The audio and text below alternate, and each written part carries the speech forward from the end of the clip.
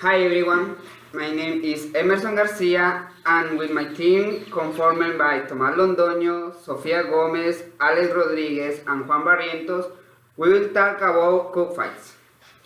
Around the world there is many animals have many use. Some of these is the recreational use. We will talk about cockfight and it is a very old sport, older than our Christian era. Even the Romans, Persian, Egyptian, and other cultures have registered about this kind of entertainment event when two roosters or cook are in front of them and then fight to each and select a winner. We will talk in this time about some history of this sport and we will say about some race and on one classmate we talk about some rules are necessary to know to practice this game.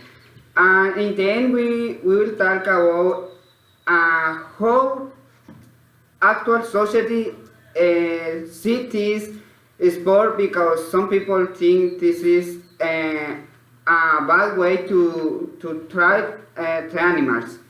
This is our little presentation about this topic and now my classmate Gerardo Rodriguez we will talk about the history of this sport.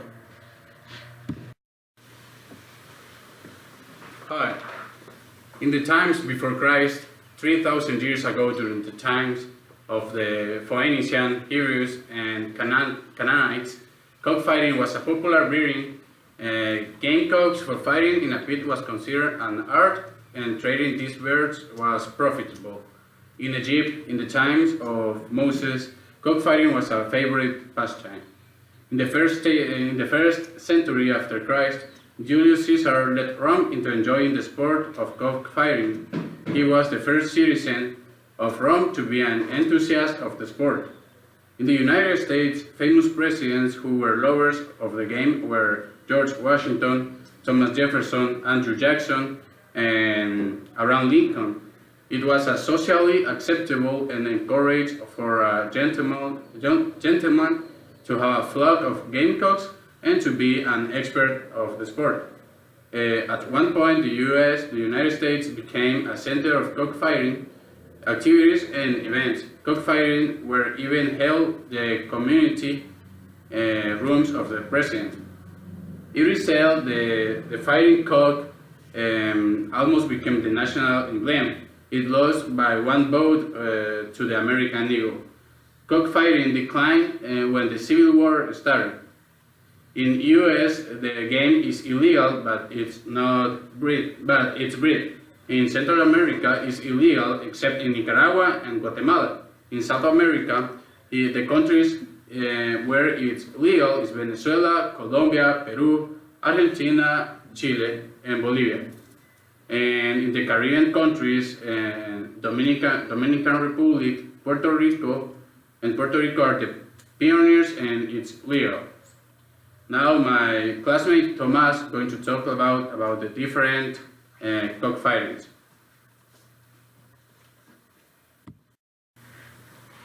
Okay, now I'm going to talk to you about the two different class of fights that are held around the world. First is the knife fighting that consists of tying one knife to one of the cock's feet, and this knife is going to be the weapon in the fight for this cock, and it's only one knife in one feet. This type of game is used in the Philippines, in India, in Japan, in Mexico, and all Central America. And by the other side, there is another class of game that is used in Spain, in all South America, and also in Dominican Republic and in Puerto Rico. This game consists in tying one spur to each of the cock's feet. Normally is used of turtleback shell But nowadays we are the racers are trying to use another type of spur that is made of plastic, so it doesn't kills so much turtles. The rules of each of the two games are really similar, but they can change in some aspects. For example, the time. The knife gaming is a much short game fight than the spur fight, because the knife makes this fight much shorter, because the cogs are going to die in a short time. And in the other way, the spur fight is much longer. In some countries, from 12 minutes to 15 minutes are held these fights. But if one of the games cock die before that 12 or 15 minutes pass, they will lose the fight and the fight will be over. Other rules that are in common in both knife and spur games is if the cock game stops 1 minute fighting with the other game, that the rooster is going to not going to win the fight.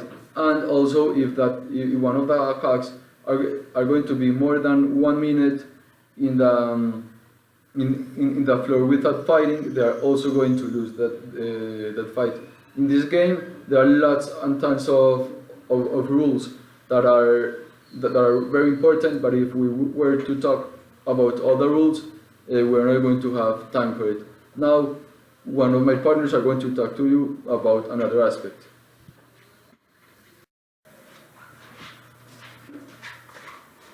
Hi, I'm going to talk to you about the main breeds of cogs fight and its characteristics. The first one are the sweater, that are a kind of rooster that are characterized by being good at in the air fight, but not strong in the ground. With low cut effectiveness and slow speed, and these are the most traditional breed they exist. The next one are the Kelso, the most common race used to fight.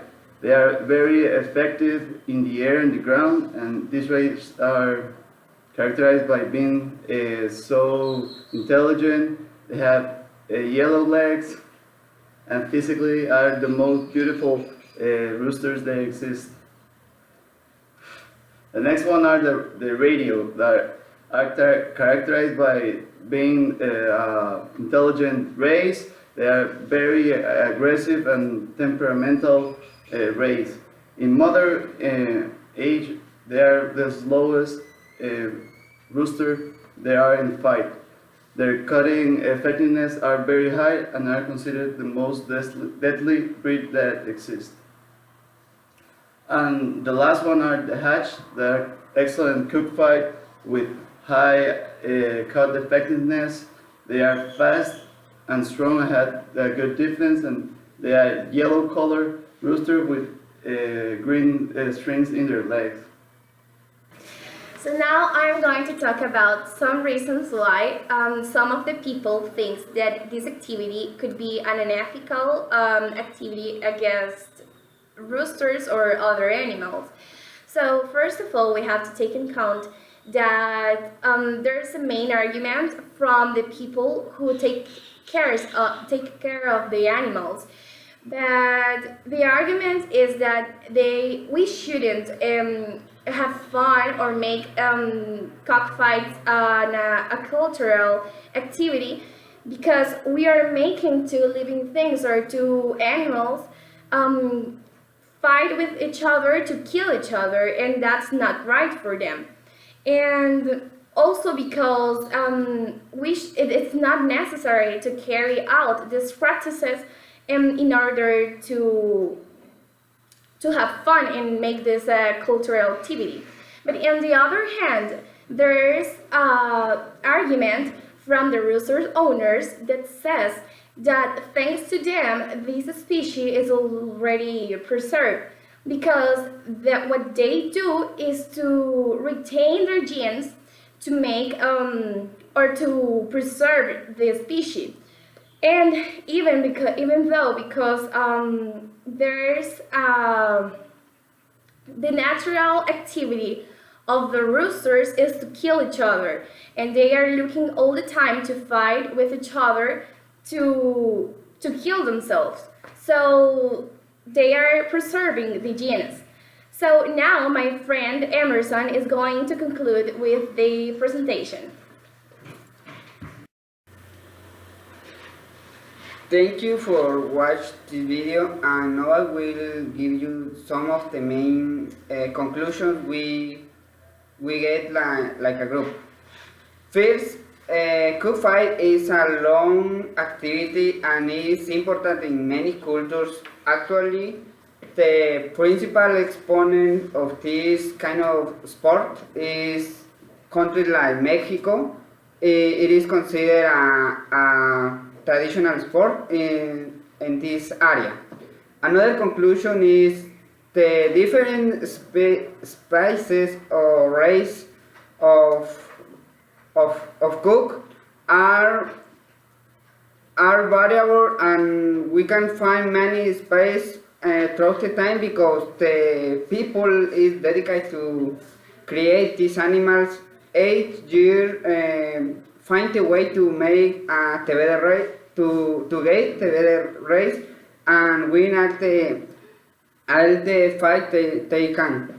And another conclusion is it's true. This is an activity that causes many injuries, and many animals are sacrificed each year. But remember, the animals people use in this kind of events are creating this for this sport, and it's like when you create or look a cow, you create the animal for this and this is the natural of the animals, and all the roles that are used in this activity doesn't be create for an illegal activity. People is select this animal to train for this activity, and in theory, doesn't animal is raped or injured in this activity. Thank you, and I hope you have to learn about cockfighters.